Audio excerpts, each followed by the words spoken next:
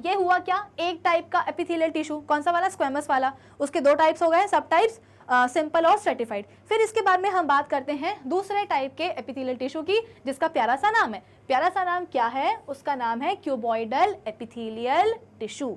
ठीक है, क्यों ऐसा बोला गया है, जैसे कि हमने स्क्वैमस में बोला था कि स्क्वैमस एपिथेलियल टिश्यू के जो सेल्स होते हैं वो इरेगुलर शेप के होते हैं, उनका एज सच कोई फिक्स शेप होता नहीं है। लेकिन ये वाला जो एपिथेलियल टिश्यू है, इसके जो सेल्स होते हैं वो कैसे होते हैं शेप में, क्यूबॉइडल होते हैं। यानी कि आप बोल सकते हो कि क्यूब लाइक सेल्स होते हैं, जितने चौड़े होते हैं उतने ही लंबे होते हैं, है ना। क्यूब कैसा होता है, क्यूब मतलब कि स्क्वायर का 3D स्ट्रक्चर है कि नहीं। तो जैसा क्यूब जितना चौड़ा होता है उतना ही लंबा होता है, तो सिमिलरली क्यूबॉइडल एपिथेलियल टिश्यू के जो सेल्स होते हैं वो भी कैसे होते हैं, क्यूब लाइक ही होते हैं, जितने चौड़े होंगे उतने लंबे भी होंगे।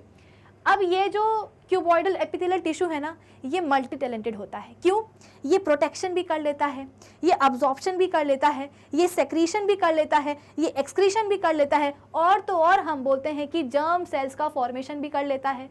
तो क्या बोला मैंने कि जो क्यूबॉइडल एपिथेलियल टिश्यू है ये मल्टी टैलेंटेड है, ये सारे फंक्शंस परफॉर्म कर लेगा, अब्जॉर्प्शन भी, सेक्रीशन भी, ठीक है, एक्सक्रीशन भी, गैमीट फॉर्मेशन भी, सब कुछ कर लेता है। तो ये जब सब कुछ कर ही लेता है तो इसके फंक्शंस के हिसाब से आप इसकी पोजीशन भी जो है ना याद कर लो।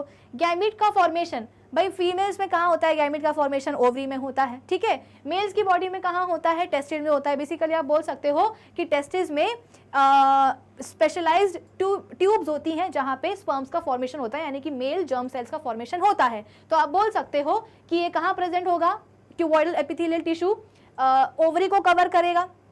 इसके अलावा हम बोलते हैं कि स्पर्म, मेल की बॉडी में जो स्पर्म बनाने वाली जो ट्यूब्स होती हैं उनको जो है ना लाइन करेगा।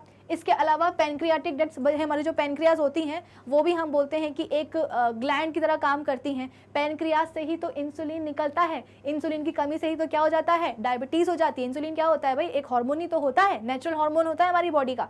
तो कहाँ से निकलता है वो हार्मोन, वो निकलता है पैनक्रियाज से। इसके अलावा थायराइड ग्लैंड्स जो कि थायराइड हार्मोन सेक्रेट करता है।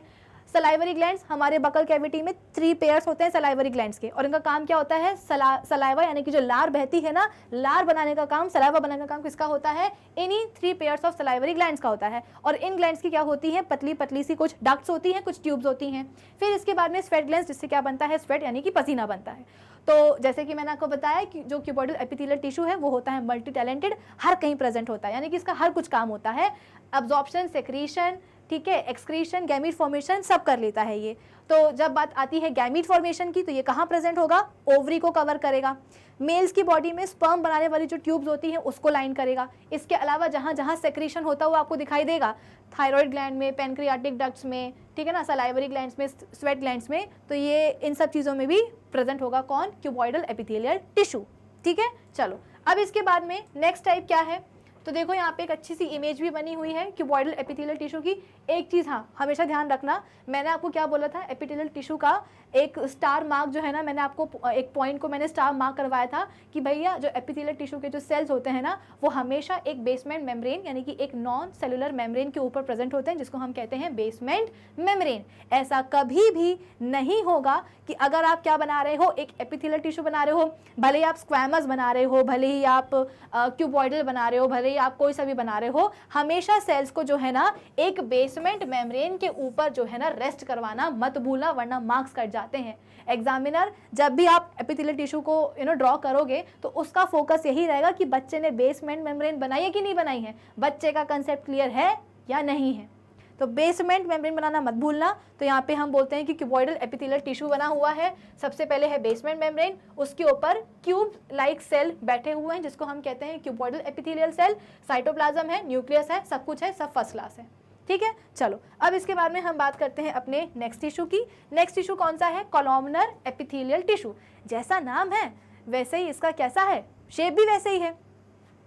क्यूबॉइडल मतलब हम बोल रहे थे कि क्यूब लाइक होते थे सेल, और कॉलमनर में हम क्या बोलेंगे, कॉलमनर में हम बोलेंगे कि सेल्स कैसे होते हैं, कॉलम लाइक होते हैं, यानी कि पिलर लाइक होते हैं, यानी कि चौड़े कम होते हैं, लंबे ज़्यादा होते हैं। तो टॉल ज़्यादा होते हैं, वाइड कम होते हैं, कॉलम लाइक यानी कि पिलर लाइक होते हैं। इनका काम क्या होता है, इनका काम होता है अब्जॉर्प्शन, इनका काम होता है सेक्रीशन, और तो और इनका काम होता है क्या, प्रोटेक्शन। तो हमारे जो क्यूबॉइडल एपिथेलियल टिश्यू थे उसमें हमने देखा था कि यहाँ पे 2 बार अब्जॉर्प्शन लिखा है ना, तो एक बार अब्जॉर्प्शन को काट करके यहाँ पे क्या लिख देना, प्रोटेक्शन। तो ये क्या है, मल्टी टैलेंटेड है, प्रोटेक्शन भी, अब्जॉर्प्शन भी, सेक्रेशन भी, गैमेट फॉर्मेशन भी सब कर लेगा। लेकिन अगर हम बात करेंगे किसकी, क्यूबॉइडल वाले की, सॉरी कॉलमनर वाले की, तो ये हम बोलते हैं कि अब्जॉर्प्शन करेगा, सेक्रेशन करेगा और हम बोलते हैं कि प्रोटेक्शन करेगा। ठीक है, तो कहाँ कहाँ प्रेजेंट होगा, हमारी जो इंटेस्टाइन की जो लाइनिंग्स होती हैं वहाँ प्रेजेंट होगा। स्टमक और गॉल ब्लैडर की लाइनिंग में भी कौन प्रेजेंट होंगे, कॉलमनर एपिथेलियल टिश्यू प्रेजेंट होते हैं। ठीक है, तो जितने भी आपके पास ग्लैंड्स आए हैं, सलाइवरी ग्लैंड या थायराइड ग्लैंड, ठीक है, और या हम बोलते हैं कि स्वेट ग्लैंड, वहाँ कौन प्रेजेंट हुआ, वहाँ प्रेजेंट हुआ cube like cells epithelial tissue. ठीक है, फिर इसके बाद में इंटेस्टाइन की बात आई, स्टमक की बात आई, गॉल ब्लैडर की बात आई, तो इनकी लाइनिंग को किसने बनाया, इनकी लाइनिंग को बनाया है कॉलमनर एपिथेलियल टिश्यूज़ ने। क्यों, क्योंकि इनका काम क्या होता है, अब्जॉर्प्शन करना, सेक्रेशन करना और प्रोटेक्शन करना। साथ ही साथ जो हमारे क्यूबॉइडल एपिथेलियल टिश्यू होते थे वो ओवरी को भी जो है ना कवर करते थे और स्पर्म्स को बनाने वाली ट्यूब्स को लाइन भी करते थे। ठीक है, तो क्योंकि गैमेट का फॉर्मेशन का काम भी किसका होता है, क्यूबॉइडल एपिथेलियल टिश्यूज़ का ही होता है। एक और चीज़ है यहाँ पे, columnar epithelium of intestine specialised for absorption of water and digested food. जैसे कि मैंने आपको बताया था कि भाई इंटेस्टाइन में क्या करना है, इंटेस्टाइन में हम बोलते हैं कि वाटर का और न्यूट्रिएंट्स वगैरह का अब्जॉर्प्शन कराना रहता है। तो वहाँ पे इंटेस्टाइन की वॉल में जो टिश्यूज़ प्रेजेंट होंगे, उनकी जो सेल्स होंगे वो उस चीज़ में स्पेशलाइज हो जाते हैं। तो आप बोल सकते हो कि इंटेस्टाइन के जो कॉलमनर एपिथेलियल सेल्स होते हैं वो पानी को या जो भी डाइजेस्टेड फूड है उसको अब्जॉर्ब करने में क्या हो जाते हैं, स्पेशलाइज हो जाते हैं। तो मैं इतने बार आपको बार बार बता रही हूँ, दिखा भी रही हूँ, तो अब मुझे लगता है कि आप नहीं भूलोगे कि आप कॉलमनर कहाँ प्रेजेंट होते हैं, क्यूबॉइडल कहाँ प्रेजेंट होते हैं। ये सब चीज़ें आपको अपने दिमाग में बिठानी पड़ेंगी क्योंकि अब आपका एग्जाम टाइम है भाई, अब हम भूलना अफोर्ड नहीं कर सकते हैं। फिर इसके बाद में ये क्या है, हमारे कॉलमनर सेल है, जैसे कि आपको शेप दिख रहा होगा, इनका लंबा लंबा है और इनका जो न्यूक्लियस है वो कहाँ शिफ्ट होता है, थोड़ा सा इनके बेस में शिफ्ट होता है। और नीचे क्या प्रेजेंट होती है, नीचे हम बोलते हैं कि बेसमेंट मेम्ब्रेन होती है।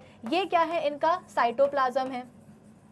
ये क्या है, इनका न्यूक्लियस है। न्यूक्लियस कहाँ प्रेजेंट होता है, सेल्स के बेस में प्रेजेंट होता है। ठीक है, और इनका शेप कैसा होता है, शेप होता है इनका पिलर लाइक यानी कि कॉलम लाइक, इसलिए नाम रखा गया है क्या, क्यूबॉइडल एपिथेलियल टिश्यू। चलो